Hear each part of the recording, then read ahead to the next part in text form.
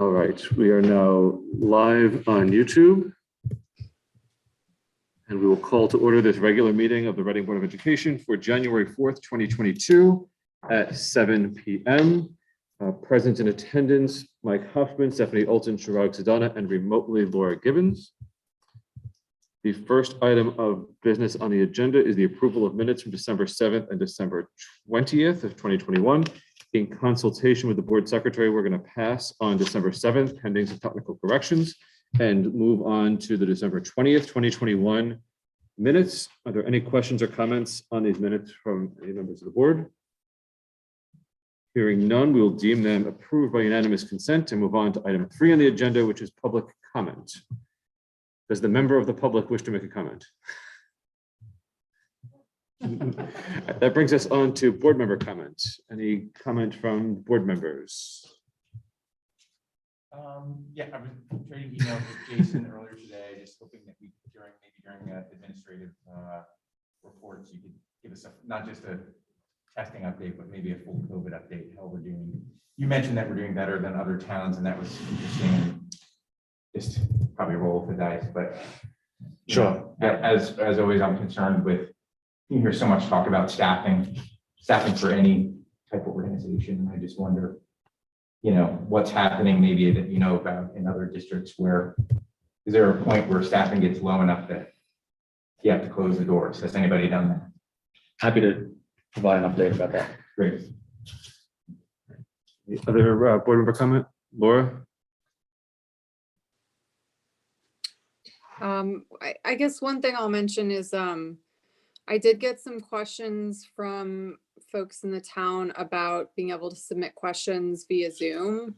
And I wonder if we've discussed doing that at least temporarily, since people might be less inclined to go in person because of the COVID spike right now. Maybe if we did something where we limited public comment to like 15 minutes, we might get some input that way, but just wanted to bring it up. Thank you, Laura. Other comments? Seeing none, that brings us on to board committee reports. Any board committees with reports? Seeing none, move right on to administrative reports. Dr. McKinnon. Well, thank you, everyone. And Mike, thanks for the question concerning how the schools are doing right now, reopening this school year with COVID. I just want to clarify, I believe I said we're doing better than other school districts in the area of transportation and busing.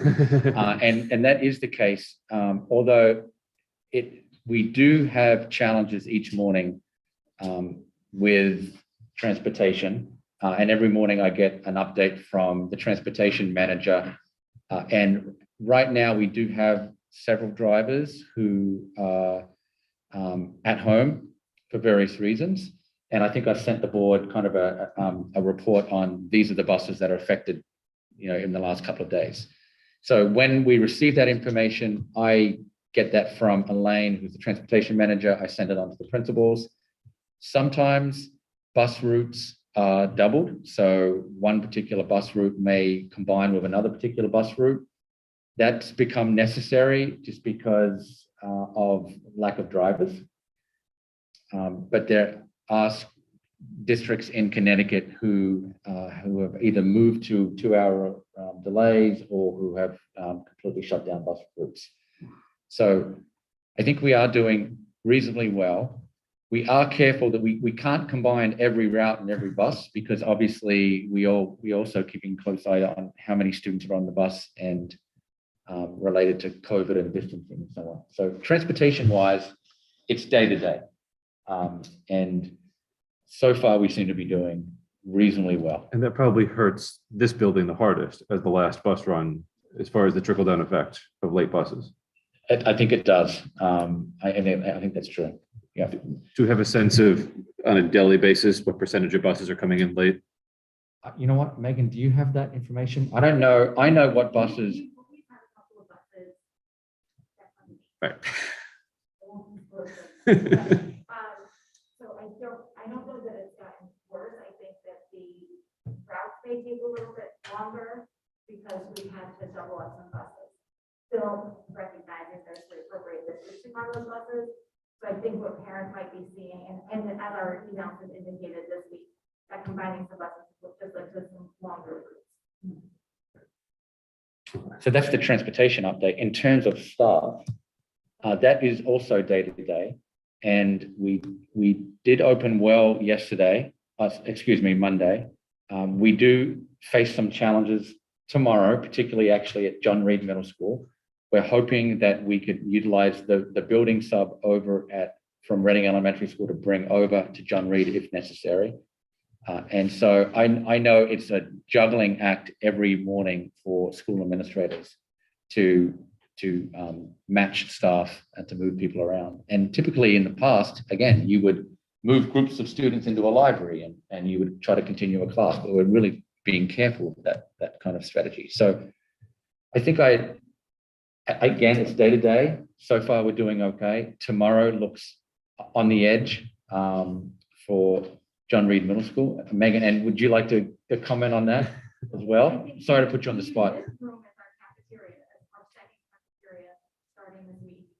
So we lost a larger communal space where we could move students with appropriate distancing if we need to. We're being creative and we're monitoring it tonight. I think we sacrifice the meeting tomorrow that we can put on to get the staff to stay with us, right? So we're controlling the things that we can. Yeah. So when it means we have to cancel a meeting to free up subs. Is there a sense of what absenteeism has been like among students? Because I know there's a mix of folks who have been either infected or exposed, as well as folks who I think are just very much playing wait and see and holding their children out at this point. I don't have that data, but I can provide that for you. Okay, great. We have approximately 48 students that were absent today. 21 of those students were quoted as MRP, which is a medically remote present. Of those that are medically remote present, there are various reasons why they may be categorized as So about a 10% absentee rate, about half of which is MRP. And that brings us to communication that we expect to send out tonight, which is related to the new CDC guidelines that came out probably in the last week before the new year, which reduced the quarantine period after a close contact. And generally what happens when we get guidance from the CDC is that we don't automatically act. We wait and see what the State Department of Public Health is going to do. And obviously the State Department of Health and the Connecticut Department of Education work very closely together. And our administrators, our leaders, and some board members even join in on Tuesday morning calls each week. And the state and the DPH released guidance on New Year's Eve at 7:30. We've been waiting for this type of guidance for some time, and they really kind of left it to the last minute. So some school districts have implemented the guidance immediately. We wanted to analyze the guidance over the past 24 to 36 hours. We're ready to send out an updated communication later tonight. Essentially, it's not as streamlined as I would like to. And normally when I send out communication, I try to keep things pretty concise. The guidance is complex. There's categories for when you quarantine, if you are a close contact outside of school. It depends on whether you're vaccinated or not vaccinated. It depends on the nature of the contact. In general, the guidance has reduced the need for contact tracing in school because the CDC is noting that with the Omicron variant, people generally get infected 1 to 2 days after the onset of symptoms, and that they remain infectious for up to 5 days. And so they're looking at that timeline, and they've adjusted the timeline for which you can return to school. So under certain conditions, students and staff will be able to return to school on day 6 if they have a test. And so the guidance tonight will really break that down into categories. If you're vaccinated and you have symptoms, you need to do A, B, or C. If you're not vaccinated and you have symptoms or you don't have symptoms, here is a list of recommendations. it was really important that we received the test kits today from the state. There are two types of tests that we have available. One is called FlowFlex and another one is called iHealth. And essentially, we're going to be using these resources as a way to test certain individuals when they've come into contact with an individual and a close contact and exposure. And we'll also be using them to test people who have symptoms. Because at the moment, you can't necessarily decide if a person has symptoms because of some other reason or because they have COVID, right? So it's very important that if you have symptoms, you stay home, and you can actually return to school if you have a negative test. And when you say negative test, this counts as a negative test. We're not talking laboratory confirmed. This now counts as a negative test. So the new guidance will reflect the CDC guidance with some slight tweaks from the State Department of Public Health, and we will provide our test kits to our school nurses, and they will help provide tests for families. I did receive a couple of questions over the past 24 hours. We are not going to be testing students without parent consent. We will be providing the test to the parent, and the parent will actually be performing the test. So that's an important clarification. So just also to be clear, if a student develops symptoms and is, let's say, sent home as a result of that, and they're offered a test and the test goes home with the family, we're relying on parents to administer and self-certify that the tests are positive or negative? At the moment, we are. That may change. For example, the test could occur in school, but we still are going to be working with parents and looking for consent. Right. I'm worried about it from the other perspective of exposure in the event that a parent either refuses to test or is dishonest about the test result and sends their kid back with symptoms and who is infectious. Who's sort of responsible in those circumstances? Well, if we don't have a negative test, then you'll have to stay out for the full quarantine period. You can shorten the quarantine period if you show that your symptoms are something other than COVID. Right. I'm just a worst case scenario person, so Right. I'm conceiving of the scenario where the parent just lies and says, "Yeah, I have a negative test." Right. In a lab confirmed setting, you can say, "Show me the piece of paper," and it'll prove it. But in this setting, there's no obligation.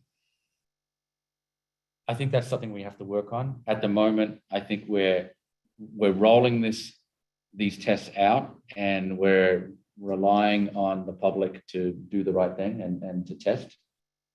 We might get to a position where we do the test in school, and that way a nurse is doing the test, and that counts as a positive result rather than sending the test home. But I don't think we're there as of tonight yet. I can look into what that looks like in the future and see what other districts are doing, and perhaps even ask DPH their guidance. But that was a question today. Can we require someone to get tested? And we need parent consent to get. If they want to shorten the period. Right. And how many tests were we allocated? I can get you that number. What I think I might do is ask Sharon to do her principal report, and then I can get that number for you and come back to you. I do have that data. Do we want to settle any other questions on COVID before we switch over to Sharon? At the beginning of the year, back before this COVID spike, we were talking about shortage of substitute teachers. We were really working on that problem. You know where we stand on that? With teachers likely to be out, we have a healthy list of subs. Are we short on subs? I'd have to defer to the principals, so I know that you are working with some. And the positions have been advertised since the beginning of the year, and we've even gone so far as to call people who not fully submitted the application, but inquire why they haven't and encourage them to. So we're trying our best. We were able to hire one building salaries and encourage, so that's been very helpful. We've also been trying to engage more field work students and their students who are still getting their degrees, so they can't can't serve as substitute teachers, but they do provide a layer of additional support systems. And we've been actually initiating contact with institutions trying to get more people in our schools. But the process is still rather lengthy. So it's not as simple as just saying, yes, I'd like to come in and support students. I need to review all of the university's documentation. We have to be sure that they're fingerprinted, background check, and so it is a process, but the leaders are wonderful about really welcoming people in the school to the extent that we can get them. So if we talk to somebody in the community who may be interested and they're sort of concerned about what the expectation are, and is, do you expect me to be there 5 days? Can I sort of pick and choose days? What can we tell folks as far as what they need to do to be helpful? As a daily sub. Right. They can be as selective as they choose, because the way the substitute teachers work, they're going to be put into our system, and then they're going to be contacted if there's an opening, and they can either accept it or turn it down. They can do it. So if somebody's only available on Fridays, for example, they can still submit their name and be available on Fridays to help out. Absolutely. Fridays is fun. We're at capacity for our building subs, the subs that show up every day. We have those folks in the building, and we're full. It's the daily subs. The on-call So we folks. have a pool to go to. We have a few of those. Are the pools shared with nearby towns? So that if one town doesn't need it. Some subs are not only are signed up with us, but they might be signed up with Weston or Willis or Bethel or other areas. But it's really up to the individual. And is our daily sub rate still competitive with peer towns?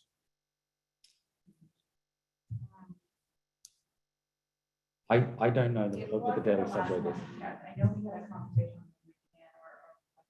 Yeah. to check into the rates, and so I think to check. Because I feel like it was 2 years ago, we increased it to try to create that parity. And in a competitive environment, if we're falling behind on wages, that could be part of why we're falling behind on interest. But Mike, I can run an ASOP report and get a daily sub rate and how many subs are filled versus unfilled and get that data to you. Sharon, would you like to present your, I'm sorry. Go ahead. Yep, absolutely. Quickly before we do that, just on audio here, and for those who are on YouTube, if you're not sitting where Chris or Dr. McKinnon are, I would encourage you to speak loudly so that we can hear you on the YouTube. Thank you, Laura. Okay, good Thanks. evening. Can you hear me, Laura? Yeah, that's great. So, I'm really pleased to share an introduction to Ms. Ward, who will be giving more information about a program that John Reed will be piloting for the second half of this year that will aim to serve the needs of some of our fifth graders who come into John Reed from Reading Elementary School, where we have a full gifted program where we've worked over the years to develop some flexible math grouping to support students who really excel in the area of math. And we know that that transition for some of our students is difficult. We reach John Reed and don't navigate the program and some of those ways of extending. And so Ms. Ward has been working with her team to develop a plan for this, and the two of us together are working on communication with parents. And so with that, I would like to introduce Megan Ward to share more information about the math pilot. Thank you. So we are really excited to be launching a Math 5+ pilot starting in the second semester. We have been collecting data as we always do, and we've really taken the same strategies that we use to recommend students for the 6+, going into sixth grade, and looking at that similar data in making those recommendations for students to have an opportunity in the 5+. So we're looking at tomorrow and sending out a letter to all fifth grade parents, because all fifth graders could be impacted to some degree with some schedule changes and some shifting in our groups as we look to who is recommended for that 5+, and who will remain in the math 5. And some of the data that we will be looking at make this determination from the recommendations or the NWEA math scores, the Acadian math assessment, math fluency assessment, the smarter balance assessment scores, and student performance on unit tests throughout the first semester. So we're just waiting on a couple more data points from those unit assessments to make some final decisions, but we think we have most of our data complete at this time. The goals of the Math 5 Plus are really to create a more challenging learning environment with students with similar math strengths, to offer a rich curriculum which accommodates the needs of advanced mathematical thinkers while maintaining grade level content standard expectations, and to satisfy the intellectual curiosity of mathematically precocious learners with additional complex problem solving. And this is really something upon my arrival. I know it's been a conversation and there's been feedback on this over the last couple of years. And it's really something that we're really pleased to bring to the next semester and look to evaluate that over the next semester as well.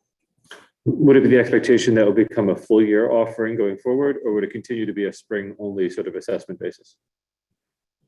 Our expectation would be a full year. So we have Math 5 Plus and Math 5, similar to the way that we have Math 6 and Math 6 Plus. So you look to the fourth grade team to help give some input as to placements.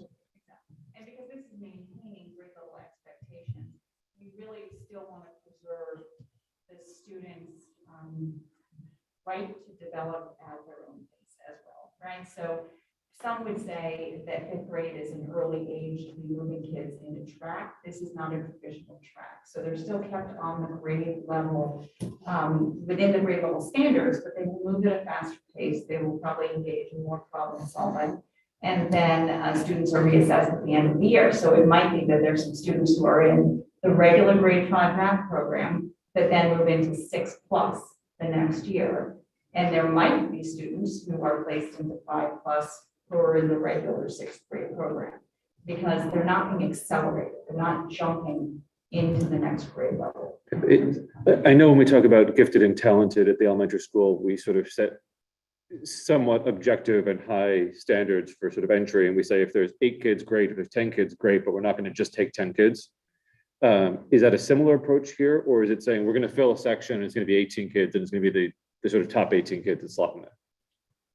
No, I think we want to stay true to the expectations. The first year of any program, as much as we can try and say we're looking at X as a cutoff point, we're going to need to calibrate and see if that was really the right cutoff point, and that's why it's Mhm. and so over the next semester, we'll be really looking at whether this was the right fit, given the makeup of the group and the standards that we set, and then we might adjust it slightly. And so anyone who performs at a level that's consistent with what we see helps, which equals success in this plus program, would then be a good candidate in the next year. So whether that means it's 10 kids or 20 kids, it will be. And so we will adjust our staffing so that we can accommodate all students. Right. I'm sensitive to the concept of, if we have 5 sections of math or whatever at the moment across the grade level, or really whether it's 4 or 5, when you start concentrating a 5+ program, and that'll have a smaller class size, you've inflated the other class sizes. You haven't created a whole new section, and vice versa.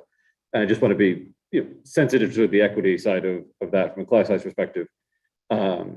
And also, it sounds to me as the other benefit of this program would be allowing for more, I don't want to say intervention per se, but this type of targeted work with students that are not in the plus program, without the risk of basically, having them sit idle for lengthy periods of time.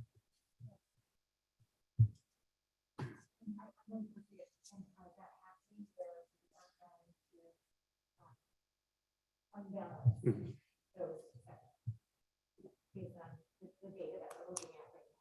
That's helpful. Any other questions? Questions? All right, thank Thank you. you. Absolutely. Yeah, you want to say this? So December, as in any middle school, is full of lots of fun activities. We were certainly looking forward to meantime, they also include board report. We had our French students who looked at different francophone locales and set up in the library, and was really impressed by their creativity with their presentations and also with their culinary skills. So they had some real picture of all the samples. So that was a lot of fun. the break as well, students and staff enjoyed our Spirit Week festivities. We had different theme days. Our student council hosted Jeopardy during lunch in the cafeteria, which was a huge hit. And our Spirit Club sponsored those theme days, and we had a ton of fun. Staff were especially thankful to the PTA for hosting a staff luncheon on December 17th, and a special thank you to Ben Lyons and Trisha Doyle for coordinating this event. It was such a fun treat for staff. Students and staff also enjoyed the sounds and scents of the holidays on December 22nd. Mr. Schmidt made pancakes for staff in the early morning hours. He was joined by Mr. Ball on the keyboard with their trusty snowman sidekick, the giant frosty blow up, everybody in the front hall. So Frosty and Mr. Ball greeted students as they arrived at school, adding to the spirit of the holidays, which was so much fun. The kids did want to know why they couldn't have chocolate pancakes. They did enjoy the music of Mr. Ball. Also, in other mornings, students in advanced orchestra filled the halls with music, and students in chamber choir caroled throughout the day for us as well. It was a ton of fun. I want to acknowledge Mrs. Fees and her students who joined the parent volunteers and hosted the artisan fair, and they were able to not only advocate for the PTA pool project or outdoor classroom, but they also raised over the last 2 years $800 by taking donations in exchange for their student artwork to be donated to the pool project. Very cool indeed. And then this coming Monday, Barlow is hosting their program of studies night via Zoom. So our 8th graders can have a better understanding of what is available to them, the courses that are available, so they can make informed decisions for their high school scheduling later on this month and into February. Quickly, Megan, I know that with the return to school after the break, there have been additional sort of COVID mitigation efforts in the building. How is that working? How are the students adapting to that? I know it's only been 2 days, but what's the reaction been and how has that worked? And frankly, to ask the Colleen Pilato question, do you need additional support or resources to help make sure the mitigation is successful? I think that students accepted it. You know, I think that there were clearly conversations happening at home, so there was awareness of what's going on in society. So we did have a lengthy announcement to start the day to kind of make kids aware. What I know in terms of how many times students sometimes need to hear things and need to see it and hear it in multiple ways. So we made the announcement. Then we also have a slideshow that teachers presented just to inform students of some of the changes that we made. Right now, students aren't snacking in the classroom, whereas home-based might have been like a community experience, and we all know there's often connection and bonding over food. So we've eliminated that from classrooms. We have now used the community room, so students are now sitting 6 feet away from a partner at their tables. So, you know, that was certainly, we acknowledge that that was a disappointment to students. And so I think sometimes acknowledging that you understand that they're annoyed by this, it helps them voice their annoyance, but it also helps them kind of persist through these moments. And we said, for right now, we're looking at this through the end of January, and then we're going to reassess. So teachers were really impressed throughout the day. I then went to every classroom throughout the day, before lunch and like into lunch, just to check in with everybody, let kids voice their concerns or grievance, and also just they understand. So that's what I heard a lot from kids. It's like, we get it, we know this is something that we have to do, and we're all gonna drink under our masks and bear it. So I think the teachers even recognized throughout the day how supportive students were and how good students really are at keeping their masks up. We've done a lot of work on that, and we're just really appreciative of their partnership and all the work that teachers did over the last 2 days as well. Thanks, Megan. That's excellent. Well, Good questions?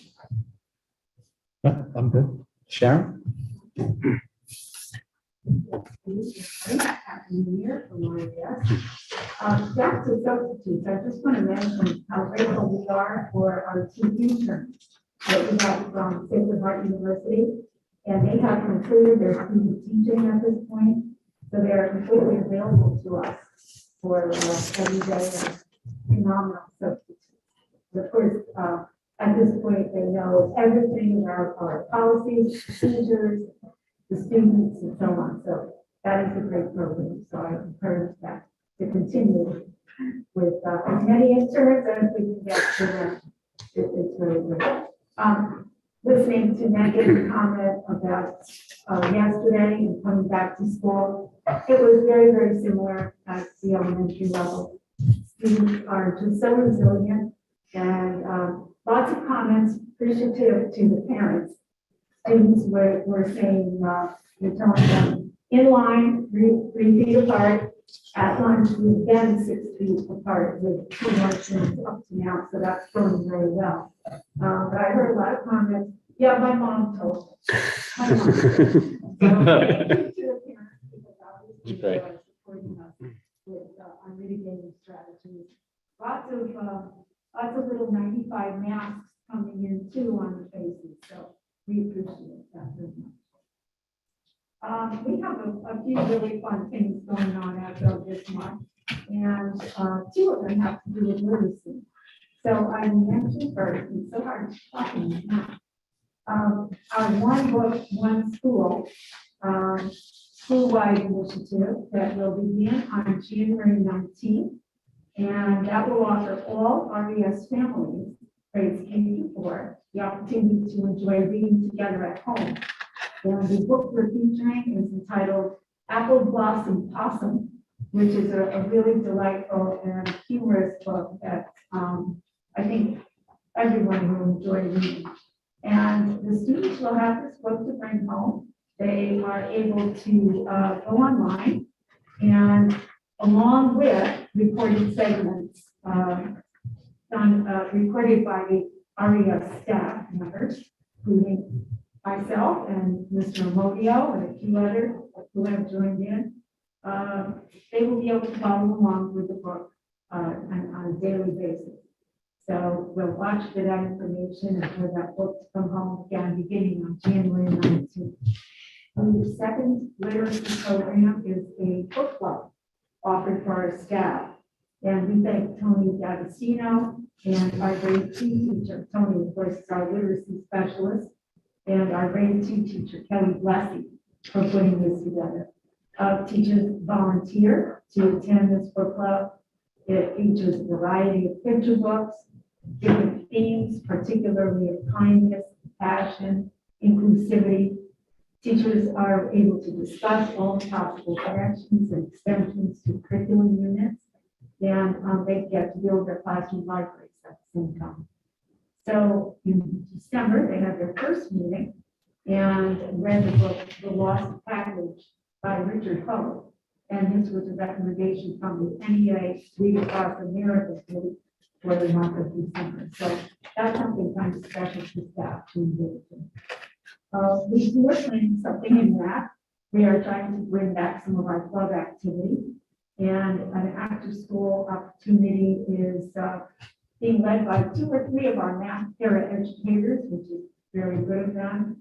It's fun for the students, and it is especially good for any of those kids who need some additional support to the curriculum. And finally, our orchestra is forming. It sounds like it's going to be a pretty big deal. Grade 3 and 4 with Mrs. John Edwards on the music teacher. We have 54 third graders and 52 fourth graders who are getting involved in strings. And you can tell as they come in, particularly those who get dropped off because of these some large, and they have them all strapped to their back, and they come right in with their cellos and their violas and their violins, etc. So looking forward to that in the future. Great to see some of these, call them ordinary, everyday activities going on in spite of what we're dealing with COVID. So I'm moving right along. Any questions? Sharon, Megan commented about how the students are no longer having snack in their classrooms as a mitigation effort. What's the status of snack at RES? Because I know that anecdotally, it's been the cause of some quarantines and things because it's a mask-free time. How is that being worked in RES now? Well, they're allowing them to have their snack in the classroom, as we had. Yesterday, Mr. Mobile and I went around to every classroom, made sure that desks were in rows, everyone was completely separated. Teachers were actually moving some of the furniture they had added in classrooms away so that at snack time, there'd be more room for students to move about if they need to relocate themselves 6 feet apart, or some very creative ideas about, one classroom we went into had different colored dots on desks, so that those children would have snack first, and then other colors would have snack afterwards, or every other row would be having snack. Snack is clear. And so, they would not be facing each other with their masks off or turning out or in any distance closer than 6 feet. Another teacher had a very creative thing with diamonds, 3 desks at a time, and so on. So every room we went into, they had already thought about it, already rearranged their room, rolled up their carpets, and they were making all of the appropriate accommodations for strategy. That's helpful. Thank you. Obviously, we want to keep as many kids in the building as we can at this point. Yeah. It's been great, yeah. As I said, they're quite resilient. Thank you. Sharon, just before you go, we just, on behalf of the board and everyone in the Reading community, we'd just like to thank you. This is your last Board of Education meeting. So you've led us through some very challenging times, and we thank you for your steady leadership. And Melissa will be taking over at the end of this month. Yeah. So we'll be working with you and your team for a transition between a new incoming Reading Elementary School principal. So just thank you so much for helping us out. We really appreciate it. Thank you, Sharon.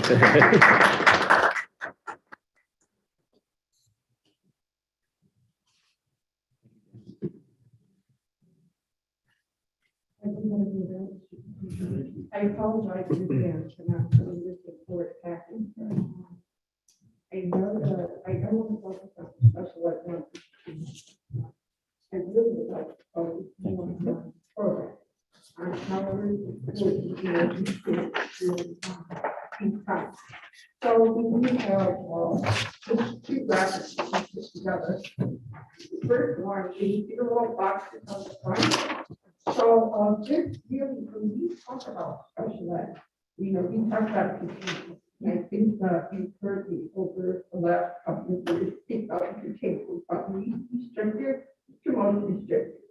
And then we always have that discussion, how do we support all the students in that, particularly those who are struggling. As you know, with the COVID time, a lot of kids returning to in-class social emotional needs have been at the forefront of many of our discussions. So this little graphic here is we have put in the Junior Bridge program, as you know, here at John Reed. We also had a program called the Basis T, which some of you heard me reference, which is for kids with social emotional challenges. That's really the Reading version of the Bridge program. So if you look on the team, we have been supporting general education students that have had some social emotional challenges by making sure that they have access to the resources of the teacher, of the special education teachers, and the what we call the BCBI, who works with behaviors to help our classroom teachers support their students with emotional challenges. And then if they need something more restricted, then they go into a push-in and pull-out model, and then they also have the self-contained option. So that's where you see that restrictedness. Where do you see that break in the line with the gen ed here in Junior Bridge? Where it's like gen ed, it's open to all students. Any student that's having a challenge does have access to our mental health team. So we've got school psychologists, we have school social workers, we have a BCBI, somebody who specializes in behavior, but they also have access to some of our special education teachers to really help support these kids and the general education teachers. So we just kind of put together this graphic just like the backdrop of how we are supporting all of our students in Reading. And as you know, the very far right, where the out-of-district placement, that is most restricted. And this is really where we try not to go, because we want to keep our kids in the neighborhood schools as much as possible. So that's what the purpose of this graphic shows. On the left, Calvert supporting all students. In the middle is Calvert support kids for an IEP. And then, of course, we have the out-of-district placement at the very end. So if you turn the page over, where it says year 1, year 2, year 3, this really is in the general education side. We've been working very closely with the building principals, Ward and Mr. Smith. You know, they oversee supporting kids on the reading and the writing and the math.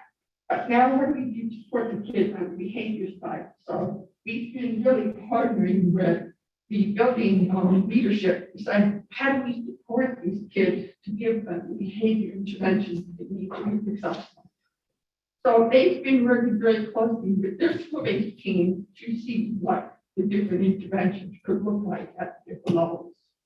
So this is really just a backdrop of how we're really trying to support all the kids, especially during these challenging times. Do you have any questions for me?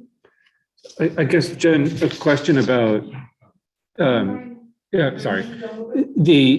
With respect to the behavior support, the triangle document, when we talk about children with behavioral needs and then ultimately being referred to special ed, what would typically be the underlying disability that would qualify them in those circumstances?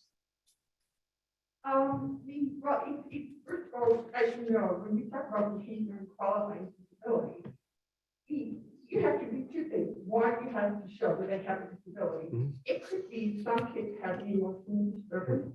Some kids could have severe anxiety. They could have other health impairment. They could have a learning disability. Behavior alone often does not qualify as students. It has to be behavior, but you have to show the impact on the learning piece.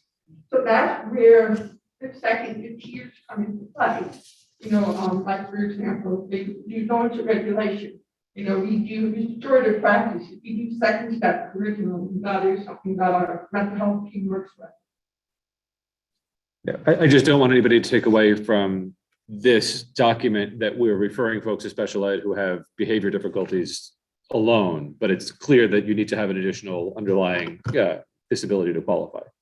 It's not like not like we're treating classroom management issues by referrals to special ed. Right, so that's why we really are putting in that bridge called the teacher model to go back to the first page. So we really want some of our special ed teachers to consult, like for example, in our basic T program. I do know that our teacher will consult with the classroom teacher. Have you tried this strategy? Have you tried this? And that's where our ECBA comes into play too, where they give these teachers the strategy. So our goal is to increase teacher toolbox so they can support the kids in their classroom. Other questions, Mike? How has this changed with what's been going on the past 2 years, where I feel like students haven't had a normal experience at school yet, especially our youngest students at RES, kindergarten, first, second grade. They've had a rough go for these 2 years. Has this changed at all?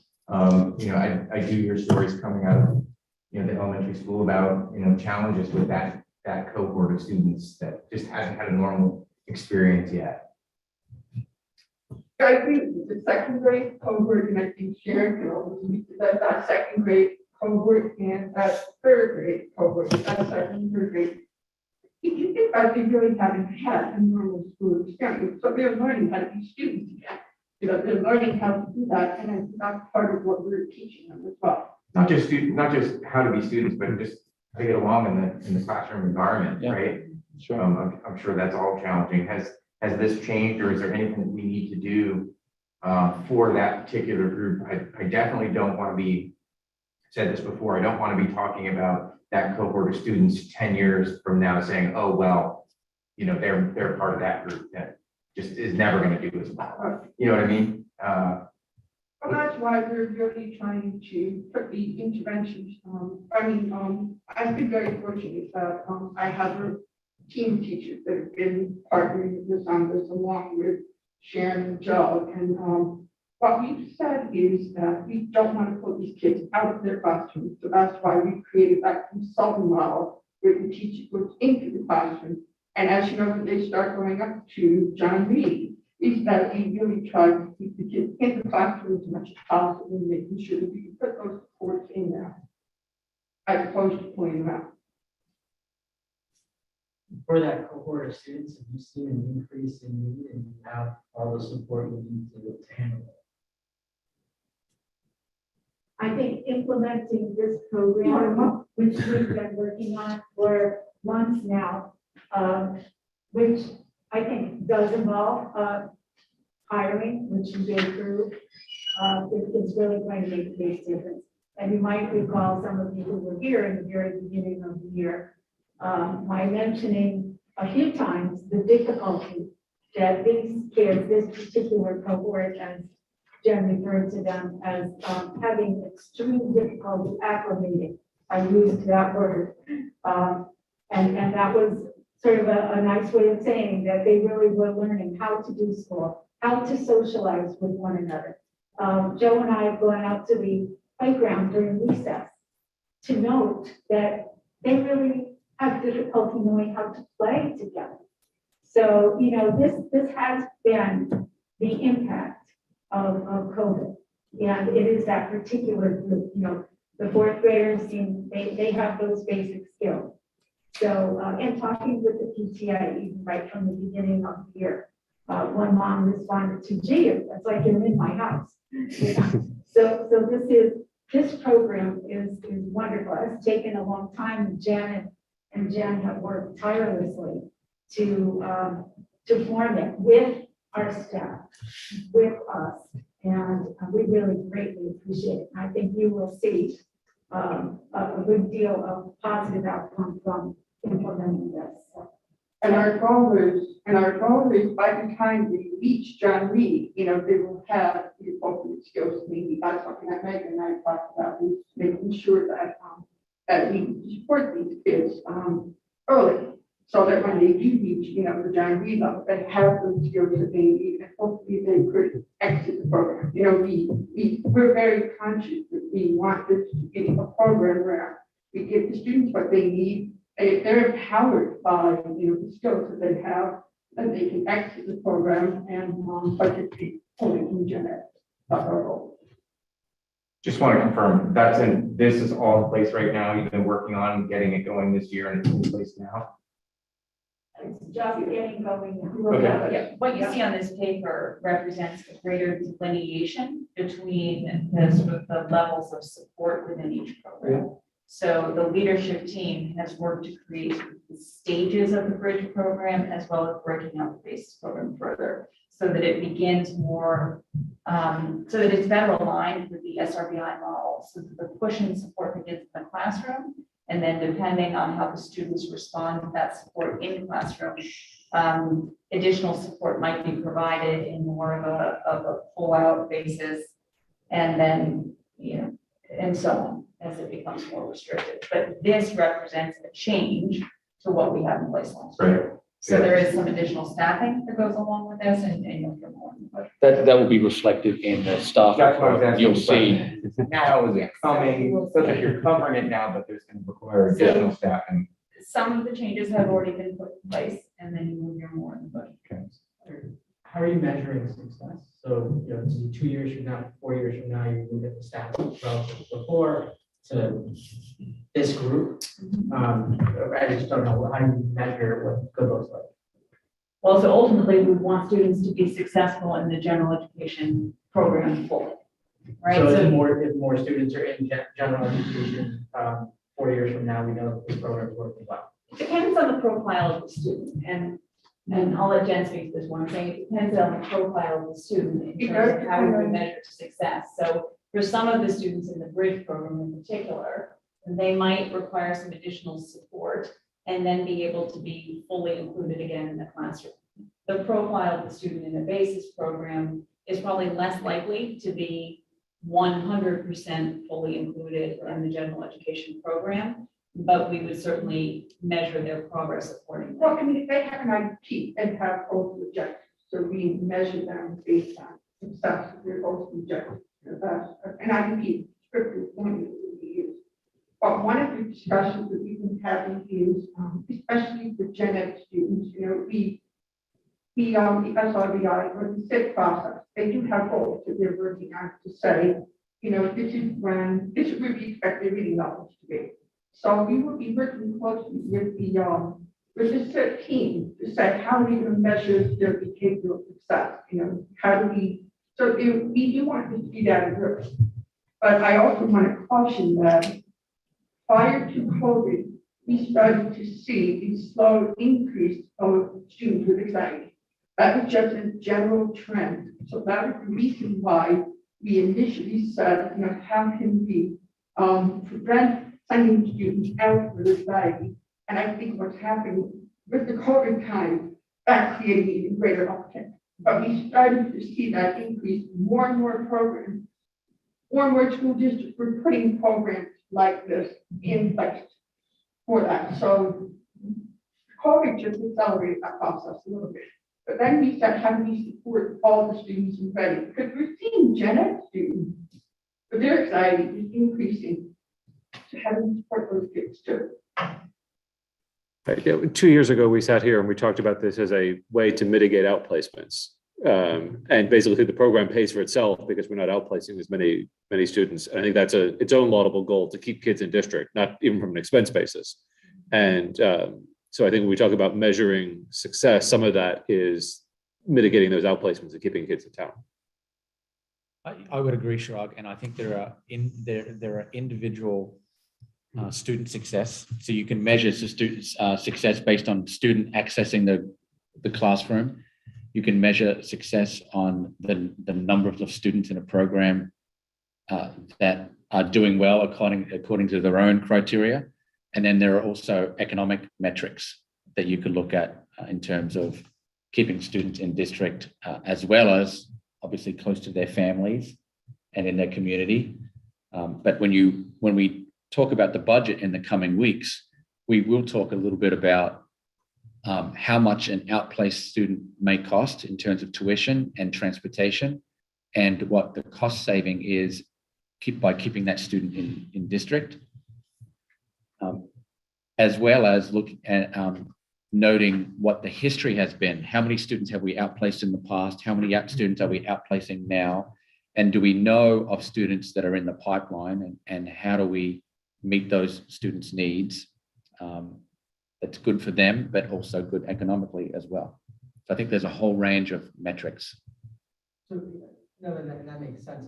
My question is more of a yes, but which metrics are you going to use to assess the success of this versus, the economics one is the simple one to me. Is that, it helps everyone if the economics are better. But I imagine with COVID, you're going to have an increase in student need anyway. And so it's going to be hard to normalize that against what it would have been otherwise. So the program may not look successful if the metrics are a little off because there's a higher need for students, more costly.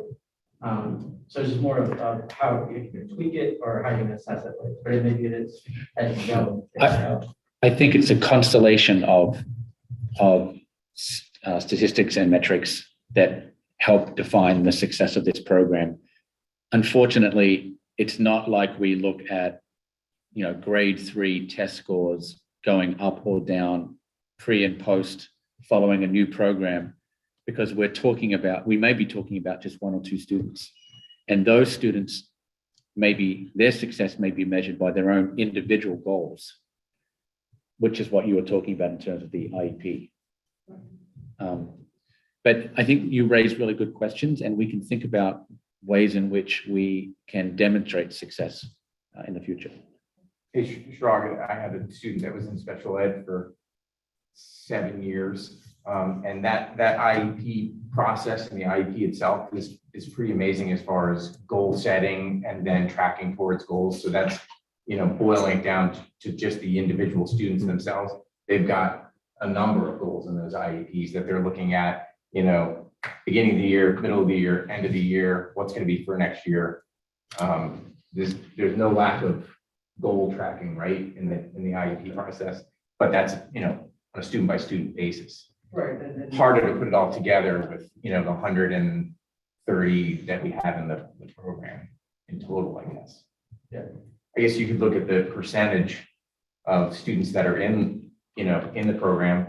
I see that the numbers, if you look at the report, the numbers of the students in the program are the same year over year. Percentage went down, I think, because our population went up. But if the numbers, to me, if the numbers are the same when we have all this, you know, COVID going on, I think that's a pretty good number to me. Yeah, no, I agree. Right? Yeah. I think maybe the numbers are the worst. It might have been even worse. That's Right. right. Yeah. Thank you. Just before Mr. Petrozelli provides a report on the health claims report and perhaps even the highlights of the budget object summary, you asked about the availability of test kits, how many tests we received today. So we received 2 different types of tests, an eye health test and a FlowFlex test, totaling 550 kits. There are about 820 students, K-8 in Reading, and 180 staff members. We haven't received information yet about our second wave of tests. So we're that's hoping to get. 550 kits for the Reading district, and each of the kits has 1 test?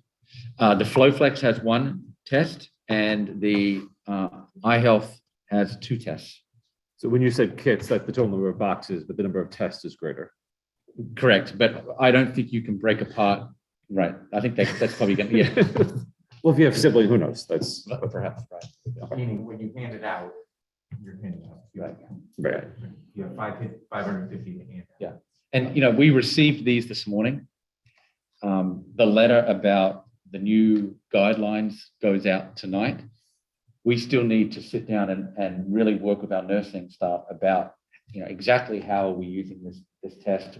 What is the accountability? What kind of a log are we going to keep? There's still some things that we're working on about testing in general. Are you worried about not having enough time?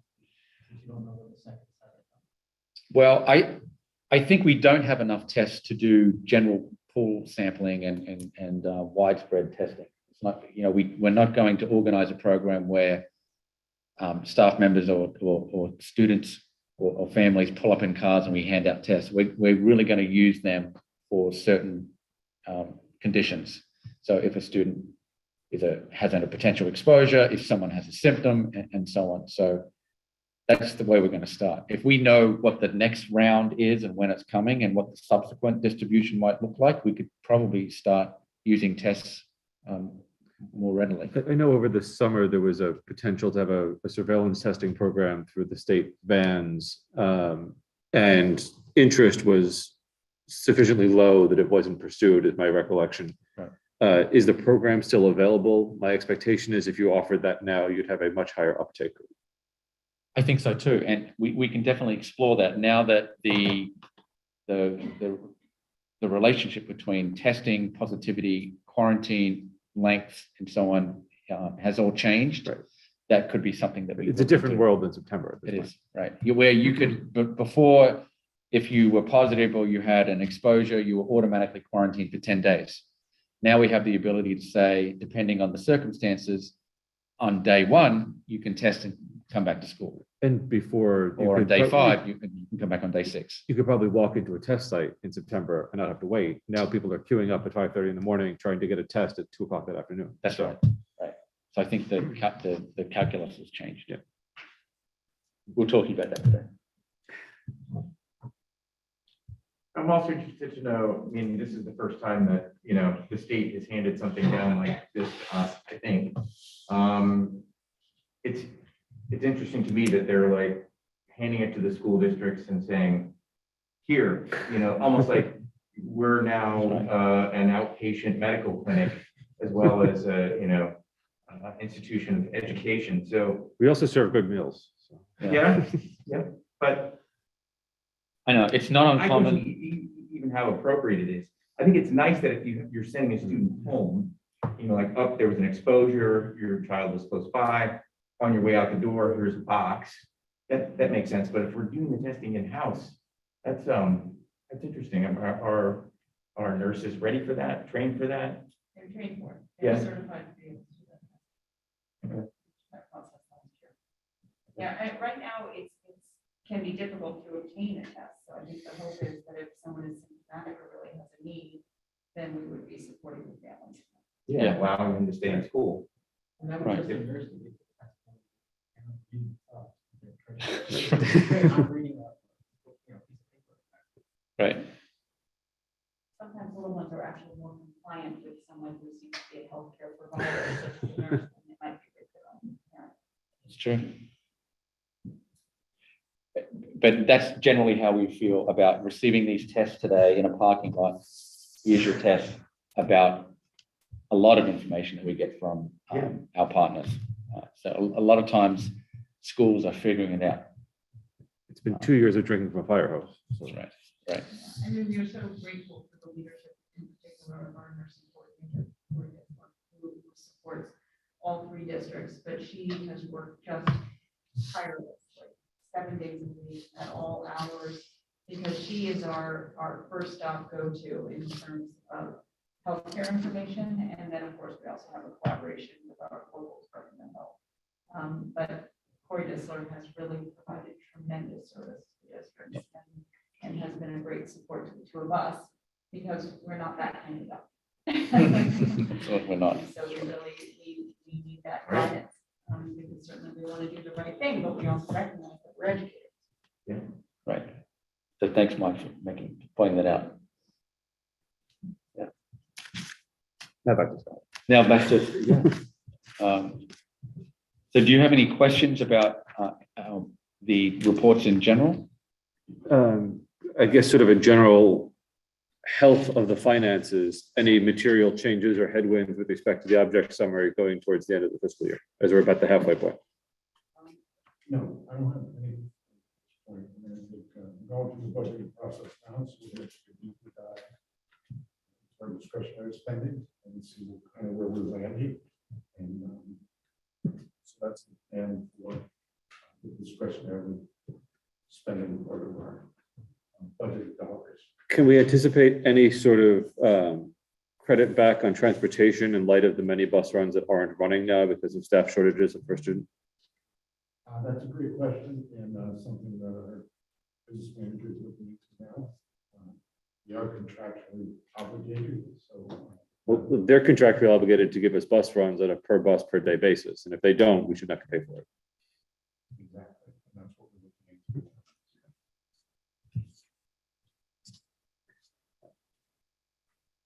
No transfers that require action. Any questions from any folks? Question on the health analysis, Yep. or we. is that- Yeah. No, that's the first one. I'll let you go. If you need to present first. No, that's my question. Sure, the first one is the health benefit analysis. I just want to point out a couple of things. First is that because of the timing of the meeting, this doesn't show the December activities, so this is through November. And the reason why I'm pointing that out is because if you look at the Board of Education approved contributions, is still at 300,000, which was back in June, I believe that was deposited. We did deposit the 268 through 4168, which was approved last meeting in December. So that has been. It was all approved in June, Yes. but it was It was up to when the books were $600,000. closed recently, that's what gave us the final number that was reported. I just don't want anyone to think we were approving transactions for last fiscal year in December of this fiscal year. Fair enough. Just closing out the year. Yep. So we looked at this because I guess there's we wanted to see where we would kind of land at the end of the year. So we spent considerable time modeling that out today. And we feel as though if we're ready, we're going to come out about between 220 and 240 in a deficit position if we're at the end of the year. So that's all things being equal. Our claims are running around $3,000 more than they were last year. But if you look back 3 years, we're running about 50,000 more a month than we were if you take the 3-year average. So that's a contributing factor. Do you know why? You know why? You know why? Why is it- We don't know why the claims are being higher. And it's too soon to know what we did in December. As a general question related to this and for the board, would it be helpful in this cycle to ask Brown and Brown to come to one of our meetings to have a discussion, both as to how they perceive the current year going and how they perceive next year's budget going? That was my second point. Brown was in just last week before last. And it's my understanding that they do come in maybe annually or they have to come in here and I asked them specifically if they would come in and they said absolutely so. Possibly, I would say in one of our February workshops, the later, the better probably, because we'll have a better idea of what the allocation rate looks like for next year. Whatever you want to do. Is it, Beginning of February. right, whatever the first Thursday in February is, That's, the third? their presentation has been really helpful in the past. Yeah. You know, looking at history and then what's going on right now. Also, our, the amount of stop loss claims that we have and Right, the various solutions to the problem and how to get there and how to calibrate the risk. Did you do a comparative analysis to other school districts? In line? Well, so Easton and Region 9, yes, right? well, so the Cliff Notes version is twofold. One, we have a single health insurance pool with Easton and Region 9 effectively. Right now, this year and last year, we have been the bad district and the other districts have had better claims. Go back 3 or 4 years, Easton was having a rough go and we were having a better go and things like that. But we basically have one pool and the 3 districts will borrow against each other when it's necessary also, because by having a larger risk pool, we're able to theoretically have a better allocation rate. The broader question is, how do you do health insurance as a school district, particularly of this size? And there's 3 options. There's the privately fully insured option. There's the self-insured option, which is what we do. And then there's what's called the Connecticut Partnership Plan, which is effectively a fully insured model, but the Connecticut, it's operated by the state. And there are pros and cons of that as far as how long you're tied into it and things like that. There are a number of districts in the partnership plan. There are a number of districts who are privately funded. There are a number of districts who are self-insured. The theory behind self-insurance is that over time, the good years outpace the bad years and you come out ahead. And you just have to sort of, swallow hard when you go through the bad times and enjoy the good times. So that's where when Brown and Brown has bid this out for us and has done this analysis every year or every 2 years, the results keeps coming back that it is somewhere, this is off the top of my head, $600,000 or $800,000 greater expense to go fully insured as opposed to self-insured. And so the numbers never really suggest doing that and just sort of owning the risk. And But the it's- state plan. and- Millions more. Well, it depends. The state plan a few years ago would have been a cheaper option theoretically, but you were tied into it for a number of years and they were going to raise the premiums 22% or whatever it was. And so you don't know what that's going to do for you. Certain districts that have the money to pay for it. Well, Fairfield County gets, charged at a higher rate than New Haven County and the whole thing. So. But the partnership, it really depends on what county you're in, and whether it's, and what kind of claims you have, and when at the time, whether it's, whether you're kind of a smaller fish in a big pool, which could be your advantage, or, are you really, if you have a lot of claims and you have a lot of expenses, then it might help to be in a partnership plan, but it depends on what the buy-in is, right? Which is probably what you looked at, right? Yeah. At the time. And the other factor in a self-insured world is individual and aggregate stop losses to sort of buy out the top end of your risk. And so right now we have individual stop losses at, I believe, $175K per participant. But we don't have an ASL on top of that. So we don't have an aggregate stop loss that kicks in at $2.8 million or $3 million. We have open-ended liability as a group. And what hurt last year is I think we had 10 or 12 claimants come in at about $150,000 each. So we had 2 or 3 hit the stop loss, but a whole bunch come really, really close. And one of the questions we'll want to probably probe with Brown and Brown is, do we lower the individual stop loss down to 100 or 100 and a quarter, pay the additional premium to know that if we get in that situation, we're not, in that trough of claims.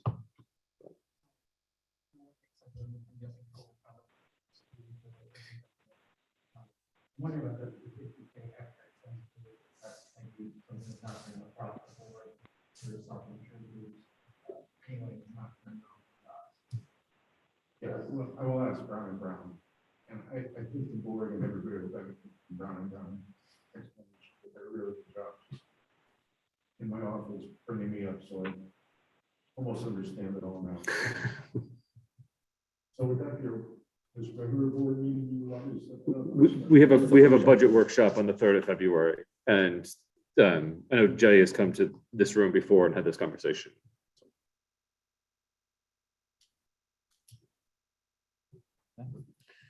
But on the health insurance, just to be abundantly clear, when we say that we're looking at ending the year in the red in the neighborhood of 220 to 240, that is inclusive of the reserve balance of 568 minus 89, the reserve balance of 475 coming into the year. So that is eating all of that up plus another 200 and 240,000. So it's adverse to budget by $600,000 or $800,000, right? I had it all on a piece of paper, but last time I tried that, it didn't. Kind of confused everybody, so I didn't want to. But yes, exactly. Brown and Brown came in around 800,000. If we take everything else into account, we can actually get around 220 to 240. But we can probe that further with Jay next month also. Other questions? All right. Any other reports from administration? No, I have my, I can move on to Well, enrollment. staffing. before we do that, I would look for a motion to add as agenda item 6A, let's call it, regular meeting calendar for 2022, because I want to discuss just a couple of time changes to align with Region 9 and Easton. Thank you, Mike. Thank you, Shrug. Any discussion? Seeing none, we have a remote participants. We have to take the vote by roll. Mike? Yes. Shrug? Steph? Yes. Laura? Yes. I vote yes, the motion carries. Thank you. We'll move immediately to 6A, which is the 2022 calendar of regular meetings. The only action I would look to take is to amend our calendar to reflect tri-board meetings on January 6th, February 22nd, May 24th, and October 25th to a revised start time of 7:30 from 7 p.m. We'd approved a calendar of 7, Region 9 and Easton have requested that those move to 7:30. And to make sure that they remain regular meetings, I look that we amend our regular meeting schedule to do that. So if there's no objection, I would look for a motion to do that. Thank you, Mike. Second, Chirag. Any discussion with respect to amending the 2022 calendar in that way and filing it with the town clerk before January 31st? Seeing none, we'll quickly take the roll again. Mike? Yes. Chirag? Steph? Laura? Yes. Yes, I vote yes. Motion carries 5-0. Thank you very much. Brings us right on to item 7, enrollment and staffing projections. Dr. McKenna. Okay, great. I'm going to pull it up on the screen.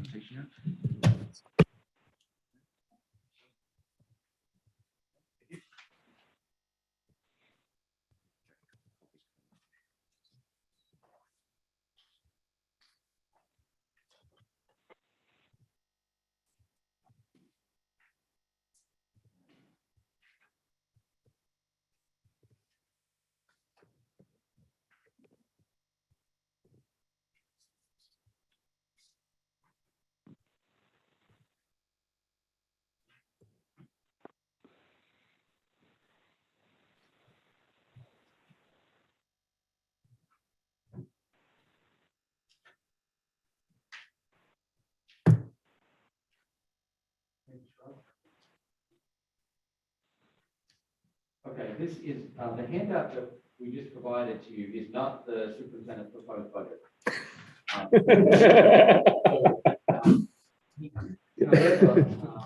We're going to do it all in one night, Jason. This is the cover page. And the reason why I'm providing it to you tonight is because we are including our budget proposal for 2020, 22, 23, and exit. that's the reason why you're seeing it, and you see it just like this on the table in the actual budget. For Laura at home, I shared a Google Doc with you, so you can pull that up and you take a look at the notes. So first of all, we'll talk a little bit about student enrollment. Enrollment projections are critical to budgeting because the increases and decreases in student enrollment obviously help us forecast what our budget locally can be, but also help provide data to the state where we can get revenue through state and federal grants. So that's one of the reasons why enrollment is really critical. Enrollment is also very important because we can look at class sizes, staffing, which is strongly, obviously, correlated to enrollment, not necessarily a one-to-one match, just because enrollment goes up by 50 students or down by 50 students, that doesn't necessarily mean that there's changes in staffing, but sometimes that isn't the case. The other point I'll make before moving on to the next slide is that analyzing enrollment and staffing in January is difficult. If we're not actually starting the school year until the end of August, September, there's a lot of changes that can take place. So these numbers are temporary at the moment. So if you go to the next slide, just the two key points that I would make is that the current enrollment is based on October 1 numbers that we provided to the state. And the projected enrollment is based on several factors that include the actual enrollment this year, population of the town, the labor force, the housing market, and migration, students coming in and out of district.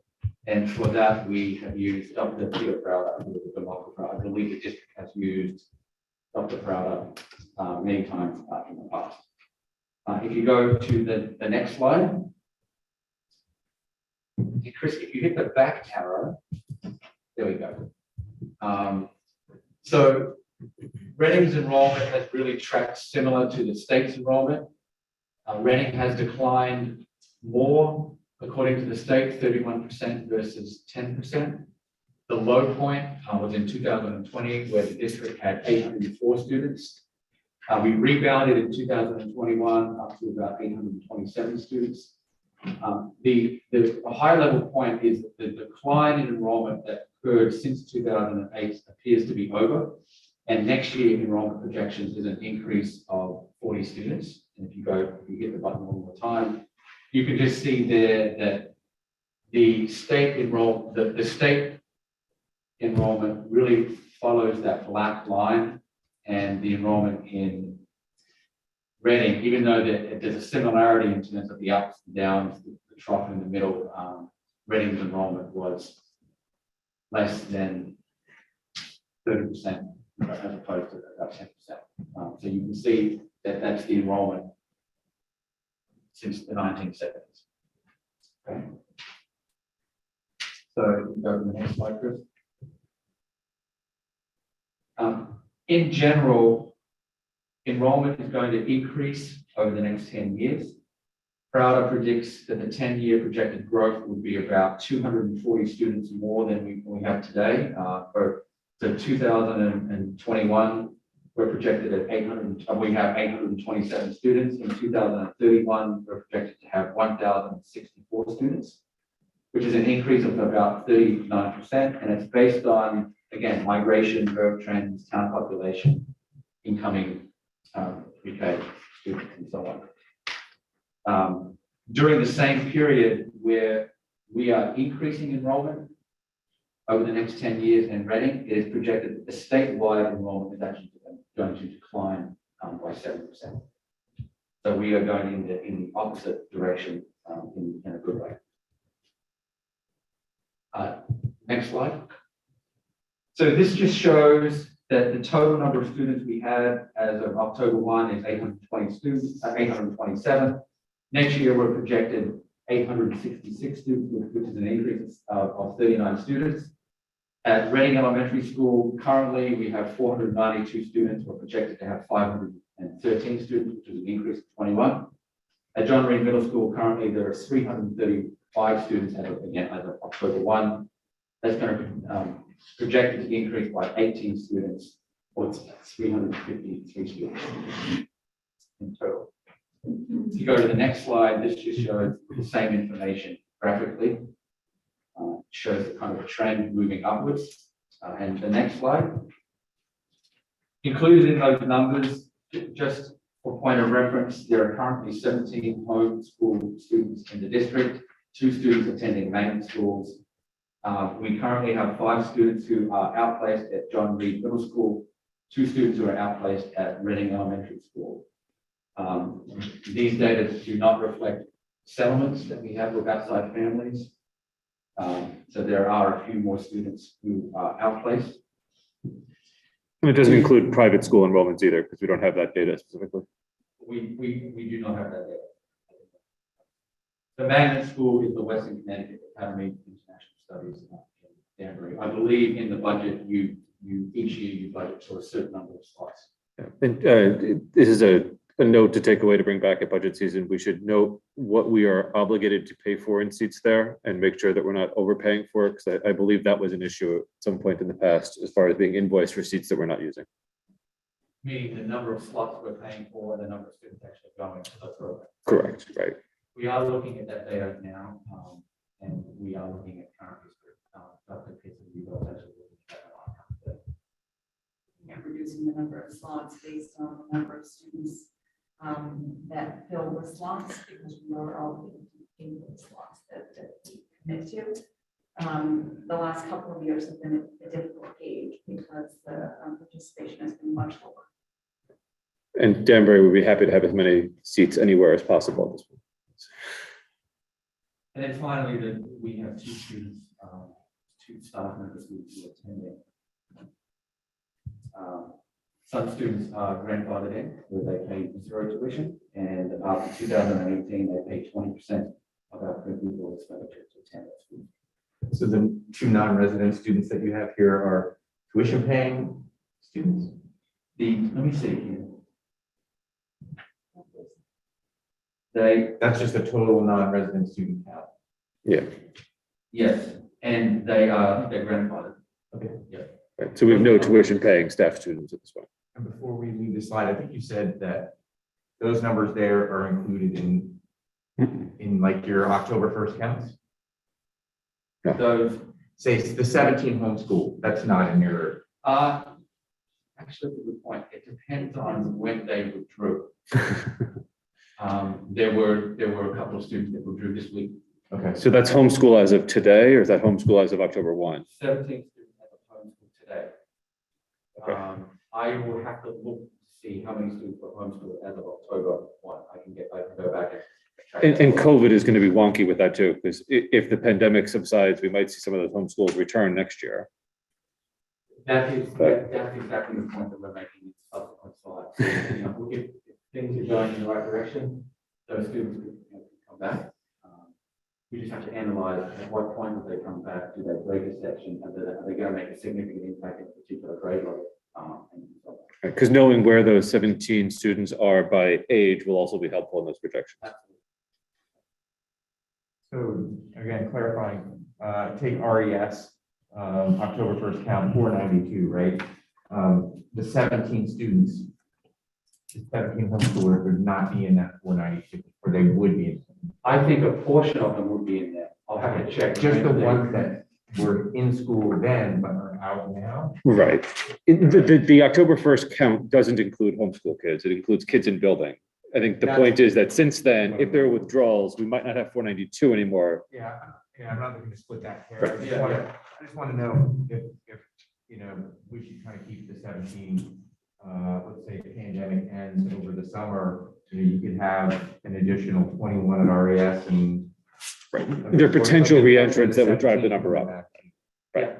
I agree that that's definitely a factor that we pay close attention to. And Crowder doesn't talk about homeschool also. No. Yeah, he tracks births and cohorts and does his best. So. So I will make a note to check when these 17 students withdrew, and what percentage of them are reflected in the 492. Actually, there are a couple of students in middle school who are homeschooled, not just at the elementary level. This might be jumping the gun too, but do we have a sense of how many delayed kindergarten entrants we have lurking? Who may have postponed entry into kindergarten this year? That's another good question. I think kindergarten, pre-K and kindergarten are two areas that we're going to go closely into. And I don't know what was, I do apologize for being new. I don't know what the procedure, but when you start kindergarten enrollments, whether you do a mini kindergarten, when that process starts. So we begin registration in this season, elementary season, and we provide spring. In terms of tracking those kids that might have an extra year without having updated. Although we did have a high estimate last year.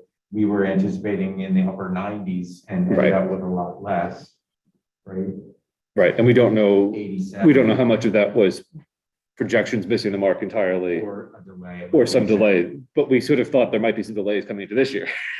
So, Crowder in his report does look at the age of kindergarten students and recognizes that some students can wait a year, they're kind of in that age group, and some students will not.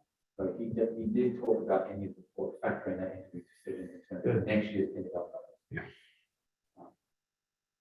So in terms of the next slide, this is just a snapshot of Reading Elementary School. You can see again, as of October 1, there's 492 students, projected to have 513 students. Currently, there are 44 students in pre-K, projected to have 62 students in pre-K next year, which is an increase of 18.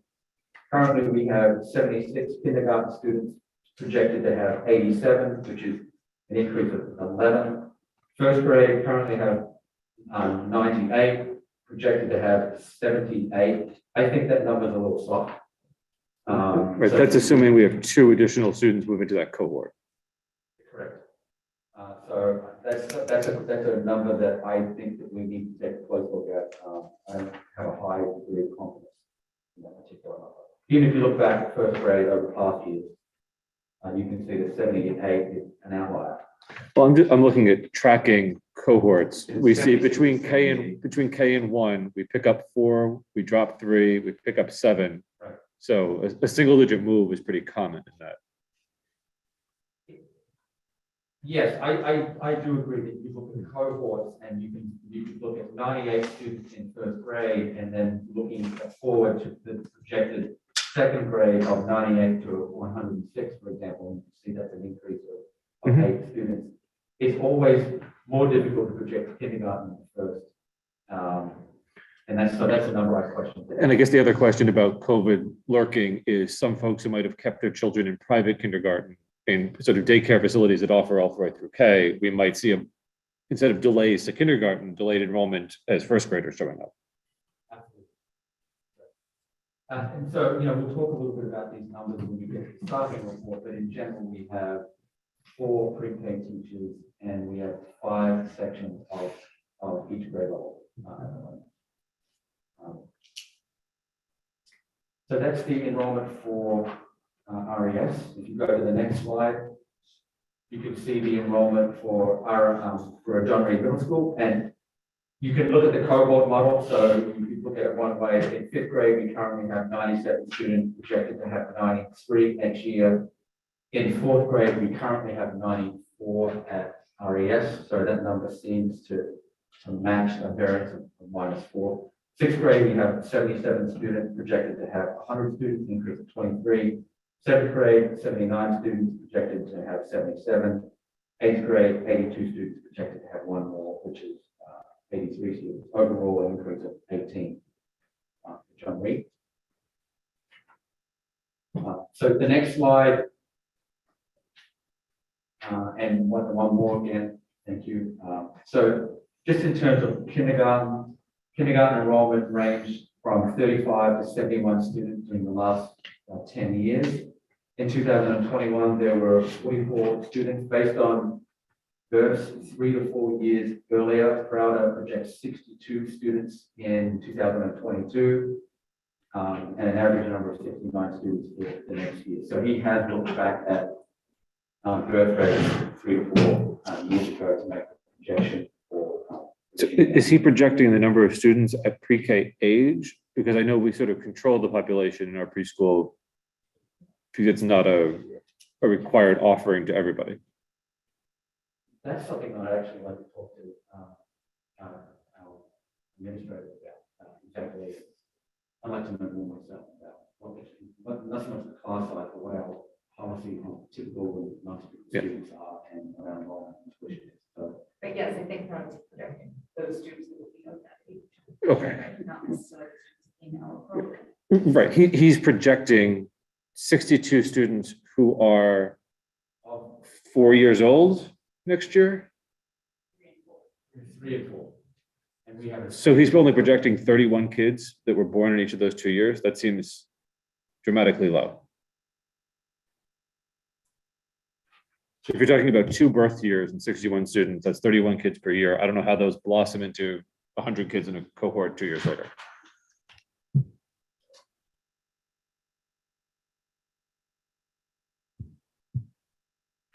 I think overall, is not everybody goes to preschool. We have Well, 40, in preschool he's- right now, we have 44. Right. He's projecting 62.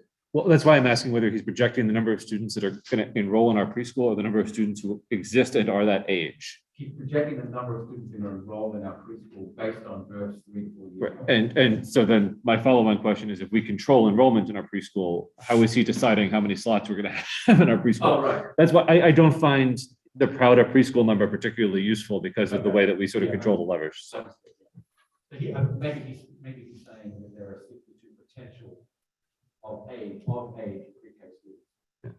What is the limit? Yeah.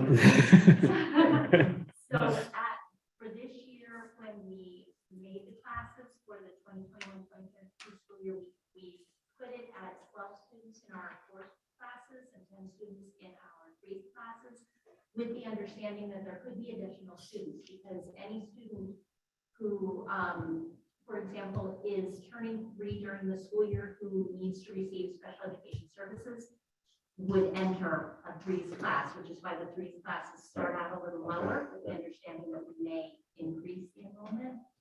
So I had the same question as Chris, because I know if with 4 teachers, we're not going to dramatically increase the size of those classes.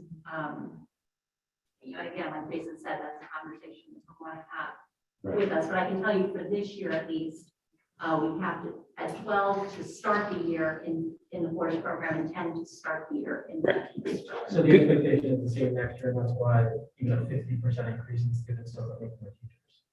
Well, I mean, it becomes sort of a board prerogative how we want to run a preschool program, because ultimately it exists as a reverse mainstream special education program first. And so those students who are in that program have to be given admission and have to be given admission at no cost because they're special ed students. And then we allocate slots to fill the seats in the classroom to balance it out with general education tuition paying students. And so we could decide that we want to expand to another section and say, instead of being a 50-50 ratio, I'm just taking that off the top of my head, it's a 70-30 ratio. And then we're charging more tuition paying students. I think 5 or 6 years ago, there was a discussion about doing that. And the result is it's always going to be more costly to the taxpayer to do that, because the tuition you recover is never going to pay for the teacher and the paras that staff the classroom. You'd be doing it as a service at that point. Does revenue go to the town? The preschool special ed revenue goes, the tuition goes to the district to offset the cost of running the program. Some revenue goes directly to the town. What is the ratio right now, 2 to 1? I'll defer to Jen. we're required to keep a 50-50 ratio, so if we had Minimum 8 50. So if we had 8 students that were in special education, we would have to have 8 students that were general education at more. Got it. Right. And we keep it at 50 right now? We aren't there. We have more students that are general education than Okay. special education. So Okay. at this time, if we got another student in special education, we wouldn't then need another student in general education. Right. Right. Until we get that 50-50. It's closer to 50. Chris, there was a comment from the public about the microphone selected on your computer, and we're wondering if the microphone is through your laptop. They can hear you very clearly. It may not be. Let's try now. Okay. I will ask. Thanks for the update. And that might be what Laura was concerned about. So, good questions about pre-K enrollment. Later on, when you look at our staff projection, we're not, even though it says 62 students, we still projected 4 staff members pre-K. So we haven't made that jump. But I think we have to talk more about pre-K. And again, because we control the numbers a little bit for pre-K because we can cap enrollment at a certain point. And oftentimes in the lottery process, there are families who are turned away. So in terms of the next slide, there's just some general factors about how Prouder makes projections, looking at birth rates 5 to 6 years ago, considering retention of students. He mentions a 0.83 correlation between births and enrollment. And so a small correlation is anywhere from 0.2, a moderate correlation is anywhere from 0.3 to 6. A high correlation is anything really above 0.7. So there's a strong relationship between birth data and enrollment data. It doesn't mean that it's perfect, but that's just one of the factors that he uses. Births have increased and averages around 61.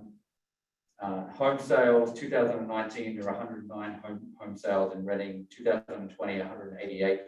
And in 2021, they need close to 200 home sales by the close of the year. And then the other really important point that he makes is that more students are moving into Reading right now than migrating out of district. And so the migrate rate is 0.17. So implications for the future when we look at increased enrollment over the next 10 years, where the state's going down 7 to 10%. But for the first time, Reading is actually going up approximately 30 to 40%. Those numbers still need to materialize, but we need to use caution in reducing class sections now, because if we're going to need additional class sections in the future, if you cut a particular section at the moment, that might mean that you are not only increasing class size now, but it might mean that you're increasing, that might be a hole that you have to increase for in the future if enrollment is going to improve. Another caution, I mentioned that already, it's difficult right now. This is a January snapshot of enrollment. Things are going to change by the time we get to August. And to Mike's question about homeschool, will these homeschool students return and where will they return to at grade levels? That's really important data that we're going to look at. So just touching base on staff, we provided the staff report with you. Again, it's an excerpt right now from our budget document, which is still in draft phase. Just some highlights for certified staff. We're projected to increase the grade at 104 students. Currently, there's 5 sections of 3rd grade. So 6 sections would be around 17.8 students per classroom. 5 sections would be around 20.8 students per classroom. In grade 4, based on enrollment, that might be where you remove a section. So it would be a wash. Currently, there's 94 students in grade 1. Grade 4 at 18.8 for 5 sections. And if projected at 76 students, then that would be approximately 19 students. This is leaping probably several miles ahead on this conversation, but with respect to the preliminary proposal to add an FTE to grade 3, that would be going into the 2nd grade cohort, which we keep hearing is problematic, and so that would be helpful there. But reducing grade 4, when we had the discussion last year about where to take staffing, the position taken was that the current grade 3 had its own complications, that it was helpful to have a smaller class size in that cohort. So I want to be careful before we walk in the other direction on that, unless the administration is comfortable that whatever those concerns are have been alleviated. We totally agree. And this is, I think as an elementary school person myself, you always look at enrollment and class size and think about, obviously, our students in grades K, 1 and 2, we want class sizes to be a little bit lower. We tolerate slightly higher classrooms in grades 3, 4, and 5. But we're just looking at grade 4 next year. If it's projected at 76 and that number is stable and we go to 4 sections, that's around 19 students. And it projected the grade 4 continues or expands the team approach that's been implemented by part of the 4th grade this year? That's something I have to get more information on about, exactly how your team at the elementary level and whether you share, whether a particular grade level teaches math and another teacher teaches ELA and how they move. And 2 out of the 5 sections are piloting a team approach right now.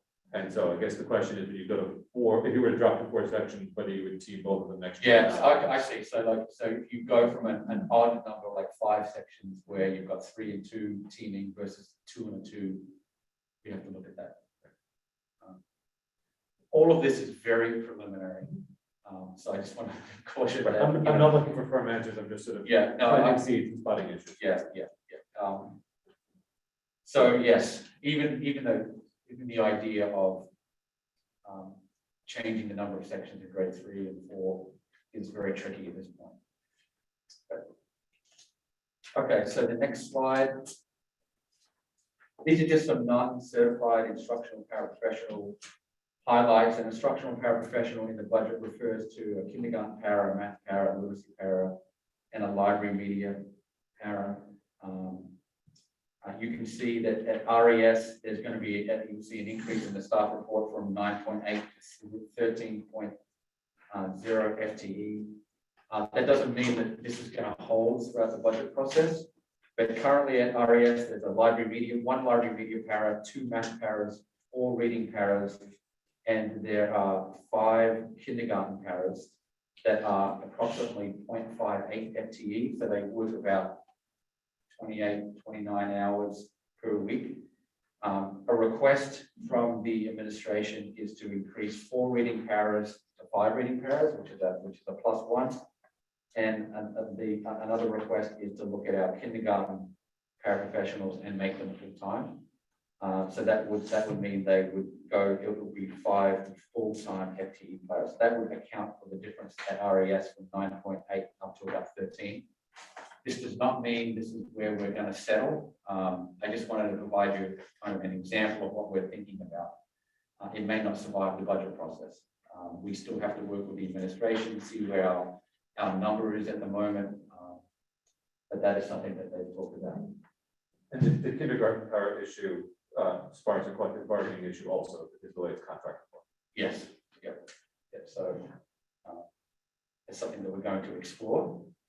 And at John Reed Middle School, there's an increase from 2.0 to 3.5, and that reflects a 0.5 library media para request and a kind of a 1.0 paraprofessional. I mean, I don't want to put you on the spot. You want to kind of explain a little bit about what you feel that role would provide?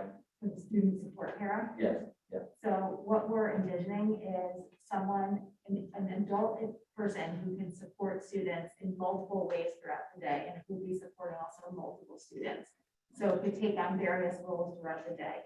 So as we have students, for example, that might be, maybe they're emotionally dysregulated for a moment and need that kind of touched on in that adult in the building to support them. Maybe they need a break from instruction. Maybe they need some additional support for instruction. And we have the spaces based on some changes that we'd like to make next year in the building to provide students access to an additional paraprofessional support to support them. I think that paraprofessional could also help us dive deeper into our restorative school practices with students and help with some mediation efforts in the school as well.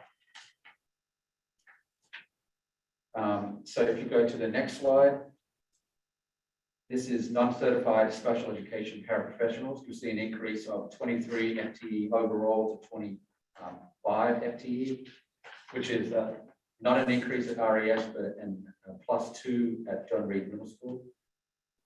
You also see behavioral therapists going from 14 to 16 FTE, which is a +1 at RES and a +1 at John Reed Middle School. Right now, in terms of behavior therapists, we have 10 and 1 unfilled, kind of a vacancy at RES. We have 8 paras at RES, 2 unfilled, is that correct? 2 vacancies. And at John Reed, there are 4 BTs, and you have 5 paras and 2 unfilled vacancies at John Reed as well. But so is there a consideration that if we were to spend this on paper, we still wouldn't be able to find the people? That is a distinct possibility. And is the increase in BTs based on a projected or a known need from students that currently exist? Yes. And the final slide, you will see currently there's requests for additional custodial staff. There are 9 FTE currently. Requested 11 next year, which is a +1 at RES and a +1 at John Reed Middle School, which is a request for both mid-shift custodians for additional cleaning and coverage throughout the day. And we have to again see if this survives the budget process. We're throwing it out there right now as an idea that we're exploring. Questions, could this be instead of a 1.0 at each school? Could it be one custodian shared between the 2 schools? What's not reflected in this report right now is our idea for a district-wide facilities manager. The district-wide facilities manager, if we go that route, does that provide more support for the head custodians and to do more responsibilities in their schools? So there's a relationship here that we're exploring, but we wanted to show you a potential question. So that is the student enrollment and staff enrollment highlight. I hope you found it helpful. And these data will be reflected in our budget report, and that's why you see it part of the budget packet that's going to be reflected in this way. If you have any suggestions about how we show the data, please let us know and we can make any changes to format. I think the 5-year view is very helpful. Thank you so much for this. Okay, great. I ended up doing this myself in years past, from taking various handouts from various years and trying to put them all together to understand the flow. It's really pretty though. But that, oh, nowhere near this. And then it will also reflect how we present budget to you as well. So we will present a cost center like a school in a certified staff category, in a non-certified staff category, and from an operations standpoint. So that's why you see staff broken apart in this way. You see all staff K to 8, but you also see staff reflected at each school as well. A general question on the process for hiring staff members. If you know the class behind the current course, there's a third grade class is a lot bigger. Do you start planning for that now? Because you said before you don't want to create a hole you have to deal with in the future. Or is it something that's every next budget season, I'll just hire 2 more 4th grade teachers because that class coming in is 50% better? Generally, we like to plan as we go through the budget, so we have the money there for what we think we might need. For example, an additional teacher at a particular level. After looking at class size and so on, and knowing what we know about class size at particular grade levels. Sometimes it doesn't survive the budget process, and we kind of end the year where we are. And there may be savings towards the end of the year when perhaps I refer to that as attrition. I think you refer to that as breakage. So there may be opportunities if a teacher at a higher point in the salary scale retires and we find additional funds, there might be an opportunity to hire someone. And also if more students move in at that particular grade level. So it's not unheard of that we have to hire a teacher, even if we haven't budgeted for it, because if we get an additional 30 or 40 students that we didn't know about show up in a particular grade level, we really do not want to have above a certain class size in a grade level. So we're not going to tolerate,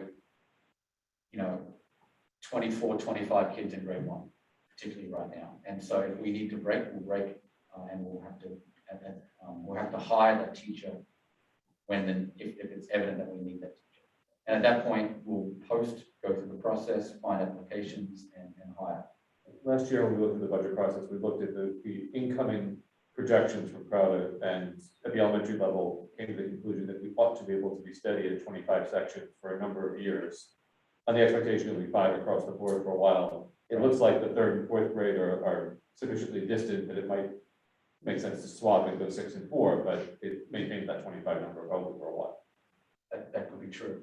And then if you're increasing by 30% over the next 10 years, then you're going to have, then we'll start to have these dilemmas, right?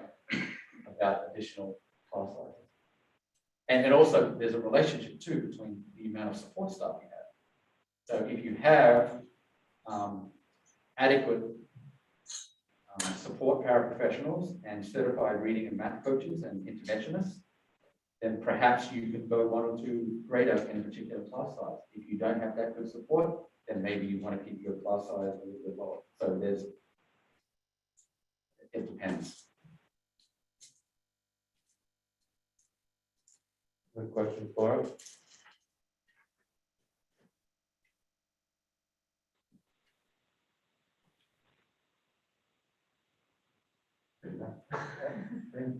Laura, are you good? Okay. Let's check yourself up. Oh, sorry. Yeah, I think I'm good. Thank you, Dr. McKinnon. It's Okay, really, thank you. it's really a helpful beginning of our budget process. Yes. Okay, great. So that brings us to the end of the agenda. So no further business or motion to add anything. We'll look for a motion to adjourn. Mike, second, Doug, any objection? Hearing no objection, we are adjourned at